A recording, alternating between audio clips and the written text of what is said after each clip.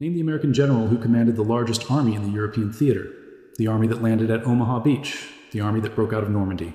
The army that captured the first German city. The army that seized the first bridge across the Rhine. The army that linked up with the Soviets on the Elbe.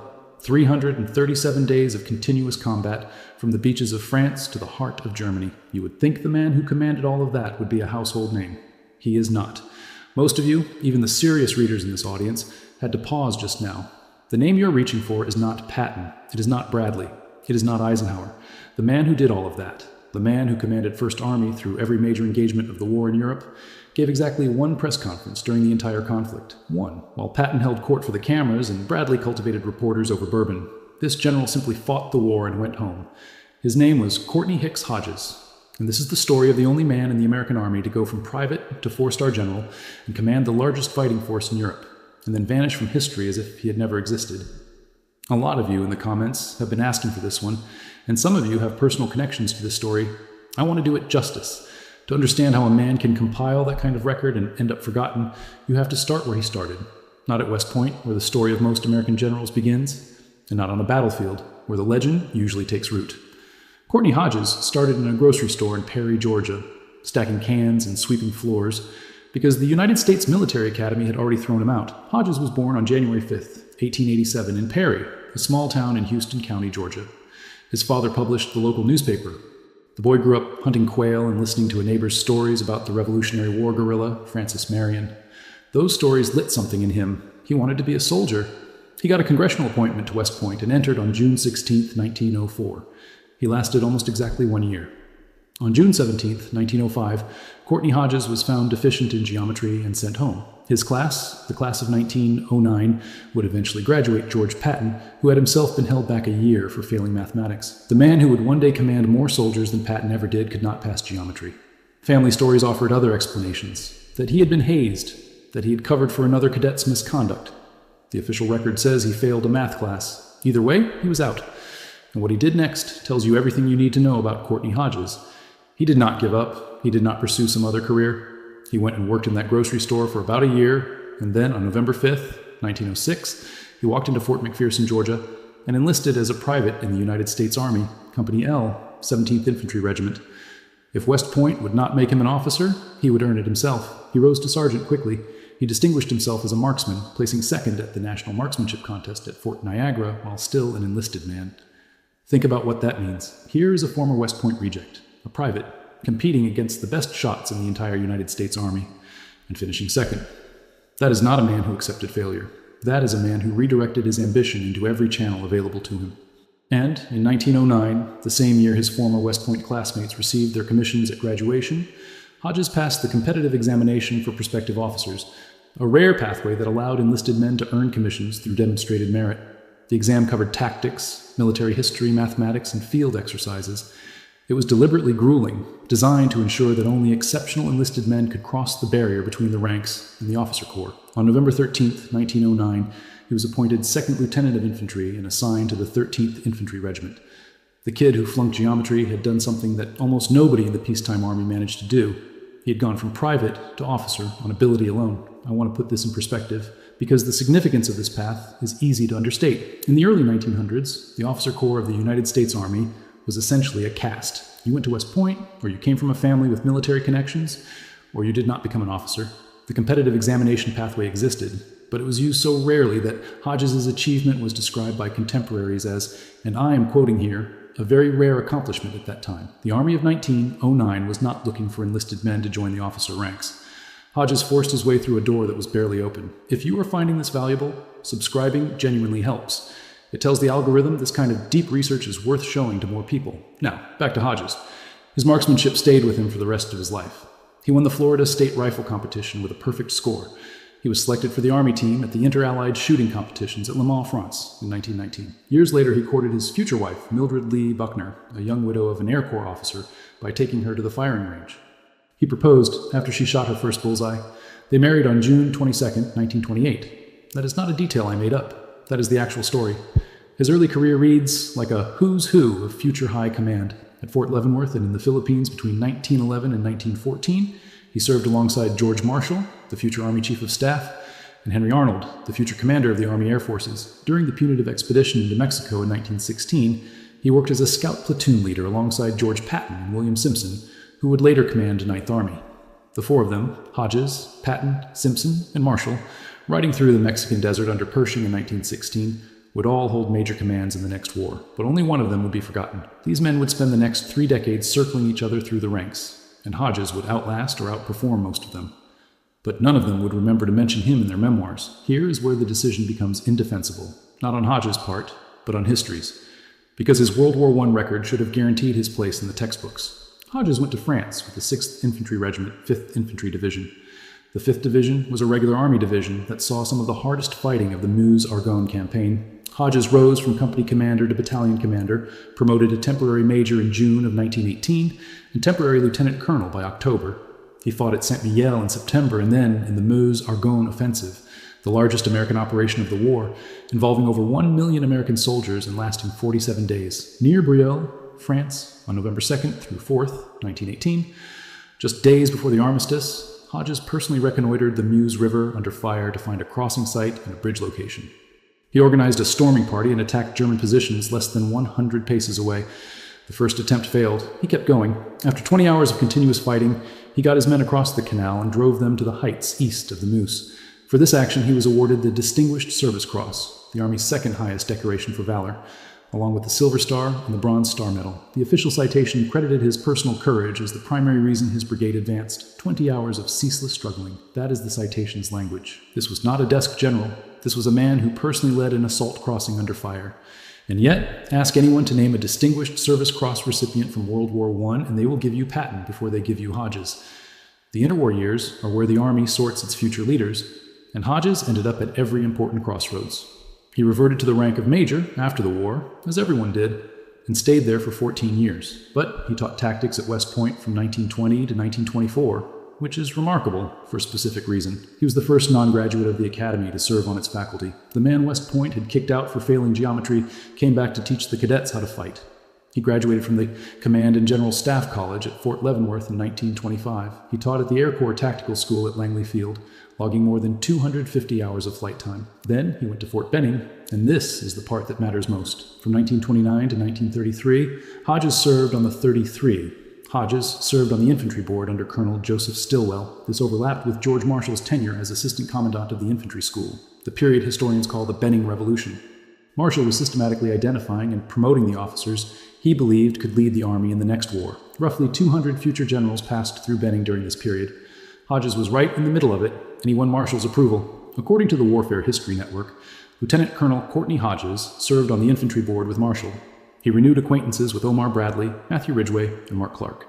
At the infantry board, Hodges was instrumental in decisions that would shape the Army that fought World War II. He helped push through the adoption of the M1 Garand semi-automatic rifle, which gave the American infantrymen a decisive firepower advantage over every other army in the world. The Garand was a semi-automatic weapon in an era when every other major army still issued bolt-action rifles. It meant an American rifleman could put out roughly twice the volume of aimed fire as his German or Japanese counterpart. Hodges also contributed to the development of the standard steel helmet, the Jeep, and improved combat rations. These are not glamorous accomplishments. Nobody makes movies about the man who picked the right rifle. But every GI who carried a Garand from Normandy to the Elbe owed something to the work Hodges did at Benning. After attending the Army War College in 1933 alongside Bradley, Hodges served in the Philippines, where he worked on MacArthur's staff alongside a then lieutenant colonel named Dwight Eisenhower. The two men overlapped for roughly a year. Eisenhower was handling MacArthur's correspondence and navigating Filipino politics. Hodges was doing infantry work. They got along well, most likely because they were similar men. Neither was flashy. Both were meticulous. Both preferred plans to speeches. By August 1938, Hodges returned to Fort Benning as assistant commandant, and by October 1940, he had risen to commandant of the infantry school, the single most important training post in the Army. When Hodges moved up to become chief of infantry in May 1941, the man who replaced him as commandant was Omar Bradley. Think about that chain. Marshall identified the talent at Benning. Hodges developed the doctrine. Bradley executed the training, and then all three of them went to war, with Marshall running the Army from Washington, Bradley commanding in the field, and Hodges doing the actual fighting underneath him. And then it got worse. Not for Hodges, but for the narrative that says quiet competence gets rewarded. Because what happened next is a study in how the system elevates some men and buries others. By 1940, Hodges was a brigadier general. By May of 1941, he was a major general in chief of infantry. When Walter Kruger left to command 6th Army in the Pacific under MacArthur, Hodges took over both the 3rd Army and the Southern Defense Command on February 2, 1943, simultaneously receiving his 3rd star. The 3rd Army under Hodges was a massive training organization, preparing divisions for overseas deployment. He emphasized what he called maximum fighting efficiency. Then, when 3rd Army shipped to England in January 1944, command passed to George Patton. Patton got the army Hodges had trained. I want to pause on that, because it is a pattern this channel has covered before.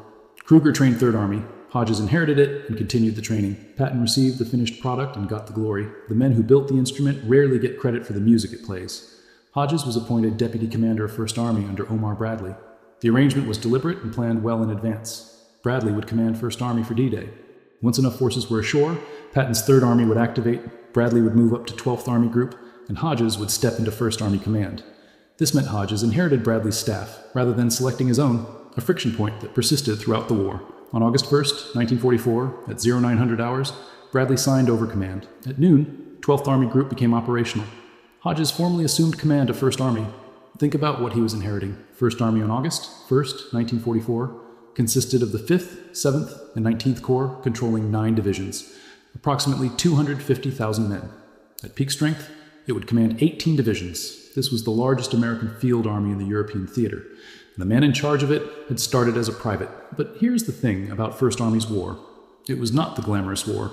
It was the hard war. Patton got the pursuit across France and the race to Bastogne. Hodges got the hedgerows, the Hurtgen, and the Bulge. If you were drawing up a list of the most punishing assignments in the European theater, 1st Army drew every single one of them. A word about how Hodges actually commanded, because this matters for understanding both his successes and his failures. He was not a performer. A typical day at 1st Army headquarters began at 6:30 in the morning with a staff meeting where Hodges reviewed maps, listened to reports, and interrupted only to ask the occasional question. He spoke softly. He never raised his voice. He made decisions quickly and expected them to be carried out without argument. He frequently visited the front in a Piper Cub liaison plane, flying low over the lines to see the terrain his men were fighting in. War correspondents called 1st Army the greatest aggressive instrument devised by man, according to a 1958 Sports Illustrated profile. But General Hodges artfully escaped the limelight. This command style had real consequences. On the positive side, it meant 1st Army was methodical, organized, and technically proficient. On the negative side, it meant that subordinates who failed to meet Hodges' standards were removed quickly and without sentiment. He relieved 10 of 13 corps and division commanders who served under him during the war, the highest relief rate of any American Army commander. Some of those reliefs were justified, others were arguably premature. But the pattern reveals something important about the man. Hodges demanded performance because he had earned every rank he held. He had no tolerance for officers who had been handed their positions through connections. Coming from a private who clawed his way to 4 stars, that standard was both admirable and, at times, merciless. On June 6, 1944, 1st Army was the American assault force on D-Day. Approximately 60,000 soldiers and 6,500 vehicles hit Omaha and Utah beaches. The 82nd and 101st Airborne Divisions dropped inland. By midnight, 1st Army casualties totaled approximately 6,283. 1,145 killed, 3,184 wounded, 1,928 missing. Omaha Beach alone cost roughly 2,400 casualties. Utah Beach, by contrast, suffered about 197. The weeks that followed were among the most brutal of the entire war. The Norman bocage, centuries-old hedgerows consisting of solid earthen mounds 3 to 12 feet high, topped by dense vegetation, turned every field into a fortress. The pre-war planning had not accounted for this terrain. American armor could not push through the earthen banks. Infantry advancing across open fields were cut down by machine guns positioned behind the next hedgerow, which was often only 50 to 100 yards away. The fighting resembled World War I trench warfare, except that the defensive positions were replaced every time a field was cleared because the next hedgerow was another fortified position. In 17 days of intense hedgerow combat, 1st Army suffered approximately 40,000 casualties for a 7-mile advance. That is nearly 6,000 casualties per mile. Rifle companies experienced average casualties of 60% of enlisted men and 68% of officers. Replacement soldiers arriving at the front had an average life expectancy measured in days. The battle for St. Lo, fought primarily by the 29th and 35th Infantry Divisions, cost between 5,000 and 11,000 casualties before the city fell on July 18th. By the time St. Lo was in American hands, the city was so thoroughly destroyed that bulldozers had to clear paths through the rubble for vehicles to pass. Hodges, still serving as Bradley's deputy during this period, was intimately involved in the planning for what came next. Operation Cobra, launched July 25th, was designed to shatter the stalemate with concentrated air power, followed by an armored exploitation. Approximately 3,000 aircraft dropped roughly 4,000 tons of bombs on a narrow sector along the Saint-Lô de Perrier road. The scale of the bombardment was staggering, but it came at a terrible cost. Wind and poor visibility caused some bombers to drop short, and the resulting friendly fire killed 111 Americans, including Lieutenant General Leslie McNair, the highest-ranking American killed in the European theater. McNair had been visiting the front to observe the attack. His body was so badly shattered by the bombs that identification required his 3-star shoulder insignia. Nearly 500 additional Americans were wounded by the short bombing, but the bombardment devastated the defending Panzer Lehr Division, one of the finest armored formations in the German army. The division commander, General Fritz Bayerlein, later reported that at least 70% of his troops were out of action, dead, wounded, dazed, or numbed. His tanks were buried under debris. The 7th Corps commander, Major General J. Lawton Collins, made the bold and arguably decisive call to commit his armor through the gap before the infantry had fully secured the breach. It was a gamble. If the German defenses had not been as shattered as hoped, the armor would have been trapped in the narrow corridors of the bocage. But Collins read the situation correctly. By July 28th, the 4th Armored Division advanced 12 miles in a single day, shattering the German line. Coutances fell, Avranches fell on July 30th. The breakout was complete. The army that had bled for 7 miles in 17 days had, in the space of 72 hours, torn the German front wide open. This is the part the official histories gloss over, because what happened next was extraordinary, and it happened under Hodges, not Patton. The popular narrative of the late summer of 1944 focuses almost entirely on Patton's Third Army racing across France. Patton was brilliant at pursuit warfare, and nobody denies that. But while Patton was racing through relatively open country in the south, Hodges' First Army was doing something equally impressive and far more difficult to the north. During September 1st through 11th, 1944, First Army covered approximately 200 miles, trapping roughly 25,000 Germans in the Mons pocket. The speed of the advance was remarkable. First Army 7th Corps, under Collins, moved so fast that entire German units were overtaken and surrounded before they could establish defensive positions. By September 11th, Allied forces had reached positions that pre-D-Day planners had not expected to reach until D plus 330. The advance was 233 days ahead of schedule. First Army troops entered Germany on September 11th, 1944. They were the first Allied soldiers to cross the German border. Not Third Army, not the British. First Army, Hodges' army. Paris had been liberated on August 25th. In a First Army operation involving the French 2nd Armored Division and the 4th Infantry Division under 5th Corps. But that was just the beginning, because what followed would test Hodges and First Army in ways that the pursuit across France never did. The numbers tell the rest of the story. The Battle of Aachen, October 2nd through 21st, 1944. Aachen was Charlemagne's capital, the city where German emperors had been crowned for 700 years. Hitler ordered it held to the last man. The 1st Infantry Division, the big red one, attacked from the south. The 30th Infantry Division, Old Hickory, struck from the north. Hodges issued an ultimatum to the German garrison commander, warning that the city would be destroyed if it did not surrender. The ultimatum went unanswered. What followed was 10 days of the most savage house-to-house combat American soldiers had experienced in the war up to that point. Infantrymen cleared buildings room by room, floor by floor. Tank destroyers fired point-blank into fortified positions. The fighting was measured in city blocks, not miles. Colonel Gerhard Wilk surrendered on October 21st at 12:05 in the afternoon, reportedly telling his captors that when the Fuhrer says, "Fight," you fight. American casualties totaled approximately 5,000 to 7,000. German losses included over 5,000 killed or wounded, plus 5,600 prisoners. Over 85% of Aachen was destroyed. It was the first German city to fall to the Allies. Every American soldier in that city was under Hodges' command. You would think that accomplishment alone, taking the first city on German soil, would be worth a chapter in the history books. It was not. And then came the Hurtgen Forest. I need to be honest about this, because this is where the story of Courtney Hodges gets complicated, and this channel does not do hagiography. The Hurtgen was a dense, dark pine and fir forest stretching roughly 50 square miles along the German-Belgian border, southeast of Aachen. The terrain was a nightmare. Steep ravines, narrow fire breaks that served as killing zones, and a canopy so thick that artillery shells detonated in the treetops, sending shrapnel and wood splinters raining down on soldiers who had no cover. The Germans had fortified it extensively with bunkers, minefields, and interlocking fields of fire. Ernest Hemingway, who was there as a war correspondent, called it Passchendaele with tree bursts. The Battle of the Hurtgen Forest lasted 88 days, from September 19th to December 16th, 1944. It was the longest battle on German soil in World War II. It consumed divisions at a rate that defied comprehension. The 9th Infantry Division lost 4,500 men for 3,000 yards. The 28th Infantry Division suffered 6,184 casualties with no appreciable ground gained. The The 4th Infantry Division's 22nd Infantry Regiment endured 2,806 casualties to advance 6,000 yards, that is 1 casualty for every 2 yards. An 86% casualty rate. Total American casualties reached at least 33,000, with upper estimates near 55,000, for ground that many historians argue should have been bypassed entirely.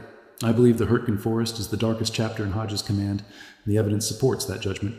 Charles MacDonald, who was himself a company commander in the battle, called it a misconceived and basically fruitless battle that should have been avoided. Carlo d'Este labeled it the most ineptly fought series of battles of the war in the West. Russell Wagley, and Eisenhower's lieutenants, wrote that Hodges and Collins drew a specious analogy to the Argonne Forest of World War I. The Roer River dams, which belatedly became the justification for the offensive, were initially not even considered a critical objective. In my view, the blame for the Hurtgen does not fall on Hodges alone. Bradley approved the operations. Eisenhower did not intervene. The institutional failure was systemic, but Hodges dictated specific attack plans and overruled subordinates who protested, including the 28th Division's commander, Major General Norman Cota, the same Cota who had shown extraordinary courage at Omaha Beach. When a man who stormed Omaha Beach tells you an attack is inadvisable and you overrule him, you own what happens next. Hodges owned it. What happened next should have ended his career. The German Ardennes offensive struck on December 16, 1944, hitting First Army's thinly held front with devastating force. 25 German divisions, including 10 Panzer and Panzer Grenadier divisions, slammed into a sector held by just 4 American divisions, 2 of which were fresh and untested, and 2 of which were exhausted from the Hurtgen Forest. The 5th Corps bore the 6th Panzer Army's assault on the northern shoulder, with the 2nd and 99th Infantry Divisions. The 8th Corps faced the 5th Panzer Army further south. The 106th Infantry Division, which had been on the line for barely 5 days, suffered catastrophically. 2 entire regiments, the 422nd and 423rd, were surrounded on the Schnee Eifel and forced to surrender. Nearly 9,000 men. It was the largest American capitulation in the European theater. Hodges recognized the severity immediately and ordered countermeasures before noon on December 16th, including dispatching the 101st Airborne Division to Bastogne and releasing the 7th Armored Division to defend St. Vith. These early decisions, made within hours of the attack, shaped the entire battle. By committing reserves to critical road junctions before the Germans could seize them, Hodges denied the enemy the transportation network they needed to sustain their offensive. This is a point that gets lost in the popular narrative about the Bulge. The story everyone knows is about Bastogne and McAuliffe's nuts and Patton's relief march. The story fewer people know is that Hodges' First Army held the northern shoulder of the Bulge, and it was the northern shoulder, not the southern counterattack, that ultimately broke the German offensive. Without Elsenborn Ridge, the 6th Panzer Army reaches the Meuse. He relocated his headquarters from Spa to Liège, as Kampfgruppe Peiper's penetration threatened his command post. Peiper's battle group, spearheaded by roughly 4,500 men and approximately 100 tanks and assault guns, had penetrated deep into First Army's rear area. The lead German elements came within about a mile and a half of First Army's fuel depot at Stavelot, which held over 2 million gallons of gasoline. If Peiper had reached that fuel, the entire complexion of the battle changes. Hodges ordered the dump prepared for demolition and rerouted his headquarters. Critics charged the evacuation was panicked. Top-secret maps were found still pinned to walls at the abandoned Spa headquarters. On December 20th, at approximately 10:30 in the morning, Eisenhower transferred temporary command of 1st Army and 9th Army to Field Marshal Bernard Montgomery's 21st Army Group. The German penetration had severed communications between Bradley's headquarters in Luxembourg City and his forces north of the Bulge. The transfer was a military necessity, but it was also a humiliation for Bradley, and it placed Hodges under a man whose style could not have been more different from his own. Montgomery was cautious, methodical, and supremely confident in his own superiority. Hodges was quiet, direct, and not inclined to tolerate being lectured. The relationship was predictably tense. Montgomery later held a press conference in which he implied, without quite saying, that he had personally saved the American army during the Bulge. The American command structure was furious. Hodges, characteristically, said nothing publicly, and here is the part most histories either whisper about or shout about, depending on the author. Hodges was suffering from influenza during the crisis. Antony Beevor, in Ardennes 1944, reported that Hodges apparently suffered a nervous breakdown during the fighting. Carlo d'Este described the exhausted, taciturn Hodges and wrote that those who visited First Army headquarters returned disturbed by the chaotic conditions and the lack of leadership. Montgomery asked Eisenhower for permission to relieve Hodges if necessary. Eisenhower refused, defending Hodges as the quiet, reticent type who does not appear as aggressive as he really is. I think the truth here is somewhere in the middle, and I want to be careful with this because it matters.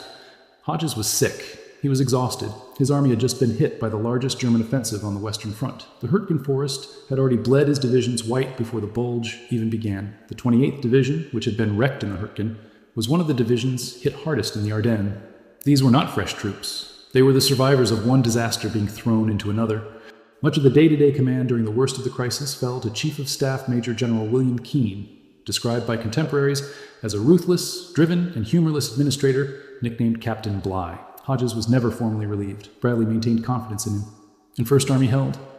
That last fact tends to get lost in the narrative about Hodges' condition. The Army held, the northern shoulder did not break, and the decisions that mattered, the early commitment of reserves to Bastogne and St. Vith, were made by Hodges before the illness became debilitating. The defense held at critical points. The 2nd and 99th Infantry Divisions held Elsenborn Ridge on the northern shoulder, an action historian John Eisenhower called the most decisive of the Ardennes campaign. The 7th Armored Division, under Brigadier General Bruce Clark, delayed the Germans at St. Vith for crucial days. First Army medical data for the counteroffensive phase, December 16th through February 22nd, records 78,915 total admissions, including 24,133 wounded. First Army reverted to Bradley's 12th Army Group on January 17th, 1945. And then Hodges did what he always did. He stopped talking and started fighting. On March 7th, 1945, elements of First Army's 9th Armored Division discovered the Ludendorff Bridge at Remagen still standing. The Germans had wired the bridge with demolition charges and attempted to blow it. The initial detonation damaged the roadway but failed to drop the span. A second charge was set. It failed to fire entirely. First Lieutenant Karl Timmermann of the 9th Armored Division's 27th Armored Infantry Battalion ordered his men across. They sprinted through small arms fire with German machine guns raking the bridge from both sides of the Rhine. Sergeant Alexander Drabik was the first soldier to reach the far bank. Within minutes, Timmermann's company was across and establishing a perimeter. The significance of this moment is difficult to overstate. The Rhine was the last major natural barrier protecting the German heartland. Every Allied commander had assumed it would require a massive, set peace-crossing operation, weeks of preparation, and enormous casualties. Montgomery was planning exactly that kind of assault. Operation Plunder, further north, and here, through a combination of a German disorganization, failed demolition charges, and raw American initiative, Hodges' men had a bridge. The question was whether to exploit it. Hodges did not hesitate. He ordered every available unit across. Bradley, when informed, reportedly said, "Hot dog, get as much stuff over as you can." Eisenhower called it worth its weight in gold. Over 25,000 troops with tanks and artillery crossed in the 10 days before the bridge collapsed on March 17th, killing 28 Army engineers. By then, First Army had built 2 heavy-duty replacement bridges and established a bridgehead 40 kilometers long and 10 to 15 kilometers deep, occupied by 5 divisions. The Germans threw everything they had at the bridgehead, including jet aircraft, V-2 rockets, and frogmen attempting to sabotage the replacement bridges. None of it worked. First Army was across the Rhine, and it was never going back. First Army then drove east, linking up with 9th Army near Lippstadt on April 1st to complete the encirclement of the Ruhr. The resulting Ruhr pocket trapped Army Group B under Field Marshal Walter Model. Approximately 317,000 German troops surrendered, the largest mass surrender on the Western Front, dwarfing even the surrender at Stalingrad in absolute numbers. Model dissolved his command and committed suicide on April 21st. First Army's role in the Ruhr encirclement is another accomplishment that tends to get attributed to Bradley and 12th Army Group, rather than to Hodges specifically, which is the story of his entire career in miniature. And if this pattern sounds familiar, if you have watched the person who does the work get passed over, while the one who plays the game gets the credit, you are not imagining it. It was true in 1944, and it is true now. On April 25th, 1945, elements of the 69th Infantry Division, 1st Army, met Soviet troops of the 58th Guards Rifle Division near Torgau on the Elbe. First Lieutenant Albert Kotzebue led the 1st American Patrol to make contact near Strela at approximately 11:30 in the morning. Second Lieutenant William Robertson met Soviet Lieutenant Alexander Silvashko on the destroyed bridge at Torgau later that day. The soldiers shook hands across the wreckage of a bombed-out bridge. The meeting cut Germany in two. The war in Europe was effectively over. Hodges was promoted to full general on April 15th, 1945. 10 days later, his soldiers were shaking hands with the Red Army. He was one of only 2 men in the history of the United States Army to have risen from the rank of private to 4-star general. The other was Walter Kruger, who enlisted during the Spanish-American War and eventually commanded 6th Army in the Pacific. Kruger received his 4th star in March of 1945, about a month before Hodges. Both men achieved a distinction that no West Point graduate, no privileged son, no political operator in uniform could claim. They had started at the absolute bottom and risen to the absolute top. And both of them are largely forgotten. Let me give you the final numbers, because the numbers are what make the erasure of Courtney Hodges so hard to justify. First Army fought for 337 continuous days, from D-Day to VE Day. Total medical admissions exceeded 365,000. Wounded, lightly and severely, totaled 164,174. Neuropsychiatric cases, soldiers broken by the sustained intensity of the combat, totaled 34,048. Non-battle injuries added another 51,410. The Army advanced more than 600 miles. At peak strength, it commanded 18 divisions across 6 corps. It captured the first German city. It made the first crossing of the Rhine.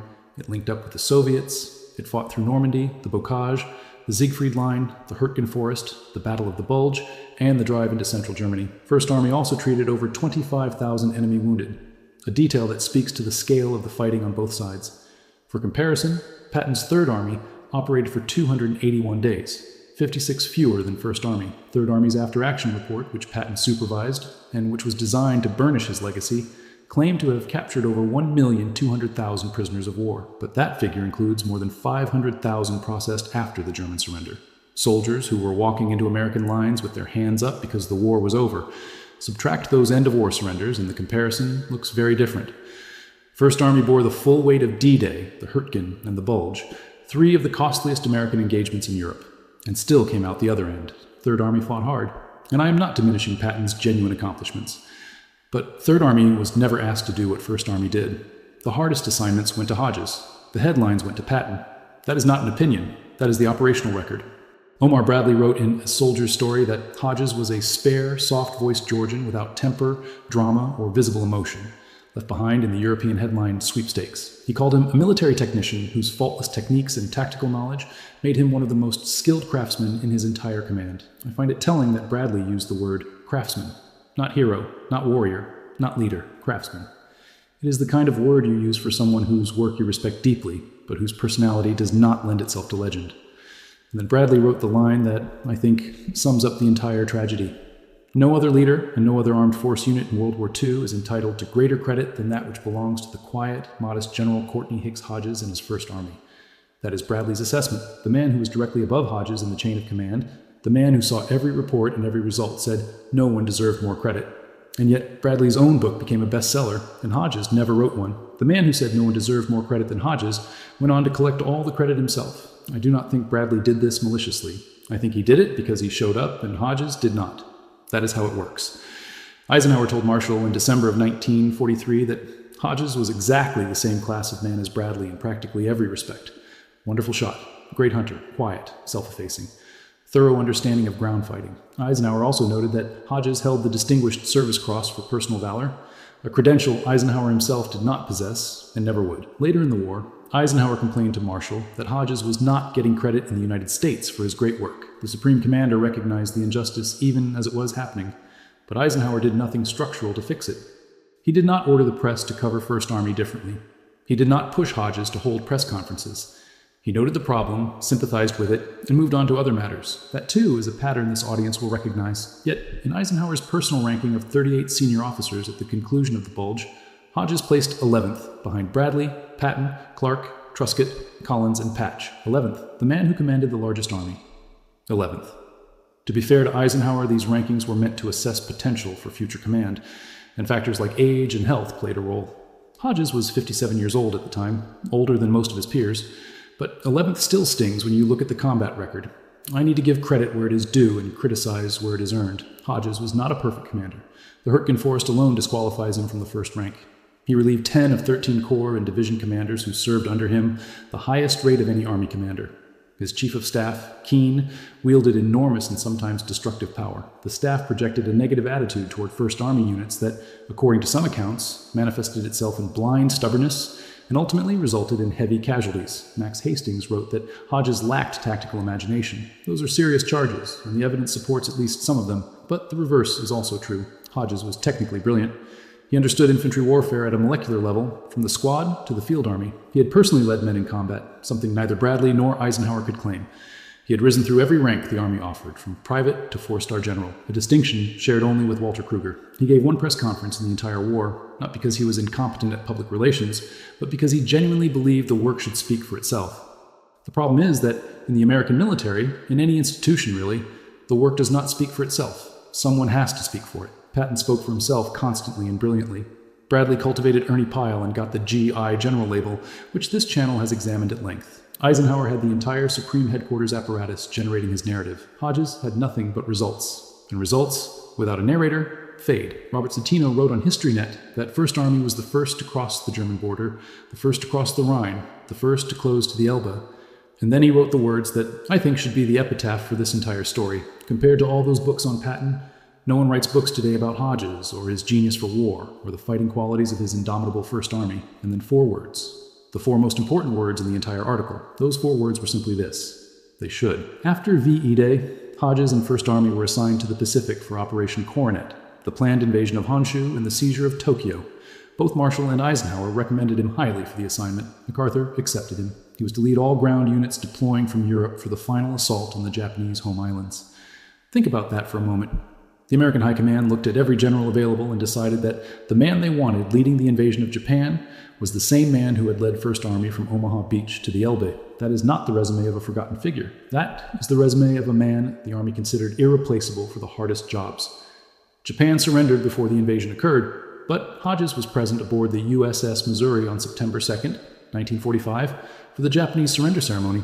He was the only European Theater Army commander in attendance. He had been present at both the German surrender at Reims on May 7th and the Japanese surrender in Tokyo Bay. No other American Army commander can claim that distinction.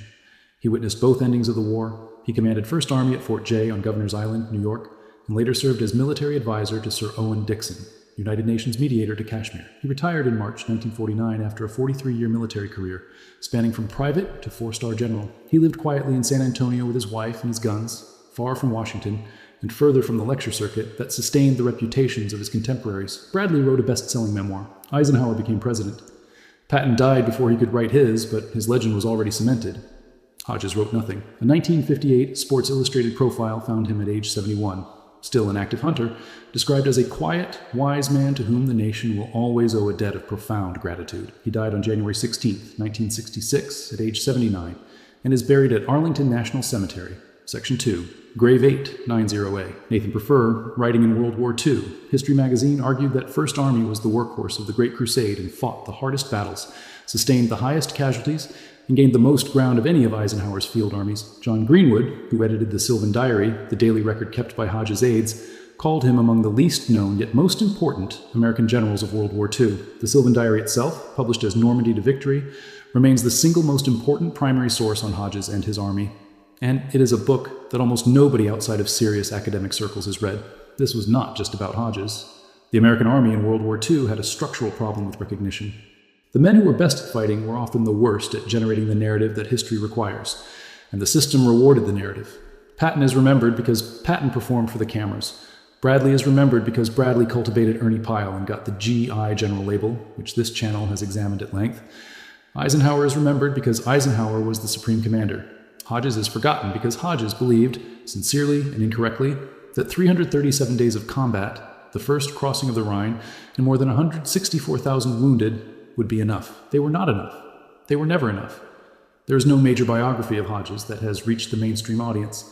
Stefan Wisniewski published a McFarlane biography in 2006, but it has not received the attention that Carlo D'Este's Patton biography or David Atkinson's Eisenhower biography commands. The Sylvan Diary sits in university libraries. The official Army histories mention Hodges when they must and move on. The man who commanded more American soldiers in combat in Europe than anyone except Eisenhower has been reduced to a footnote. I think the lesson here goes beyond military history. Hodges' erasure is a case study in how institutions remember. The loudest voice gets the credit. The most connected operator gets the promotion, and the person who puts their head down and does the work, the person who believes the results will speak for themselves, that person gets overlooked. Hodges rose from private to 4-star general. He taught tactics at the academy that rejected him. He earned the Distinguished Service Cross storming the Meuse River. He trained the army that Patton made famous. He commanded the hardest fighting field army in Europe. And that man is buried in Arlington, and almost nobody visits. If your father or grandfather served under Hodges in 1st Army, in the 1st Division, the 4th Division, the 9th, the 28th, the 106th, or any of the 18 divisions that fought under his command, I would like to hear about it. Those stories matter. Drop them in the comments. That is the story. The sources are in the description. I will see you in the next one.